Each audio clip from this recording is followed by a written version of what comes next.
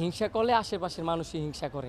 আমি নিজের এখনো সেলিব্রিটি মনে করি না, কারণ হিংসা হচ্ছে মানুষের ধ্বংস করে। আমি যা দেখতে পাই না, আমার আল্লাহ পাক কিন্তু সবই দেখে, সবই বুঝে। হয়তোবা উনি ছাড় দেন, কিন্তু তার মানে এই নয় যে উনি ছাইরা দেয়। হিংসা করলে আশেপাশের মানুষই হিংসা করে, দূরের মানুষ কখনোই হিংসা করে না। বলে কি যে ভালো করলে বলে ওই ছেলেটা ভালো করতেছে, খারাপ করলে বলে হ্যাঁ খারাপ কিছু করতেছে। আমার আশেপাশের মানুষদেরকে আমি একটা কথাই বলবো, আমি কিন্তু এখনো ওইরকম ভাবে আমি নিজের এখনো সেলিব্রিটি মনে করি না, কারণ আমার প্রত্যেকটা বন্ধু, প্রত্যেকটা আত্মীয় স্বজন আমি আগের মতোই ভালোবাসি। আমি একটা কথাই তাদেরকে বলবো যে আমি এখনো আপনাদের সবাইকে ভালোবাসি। আমার একবার ডাক দিয়ে দেখেন, আপনাদের জন্য আমি ওইরকম ভাবে আছি। হিংসামি করেন না, কারণ হিংসা হচ্ছে মানুষের ধ্বংস করে।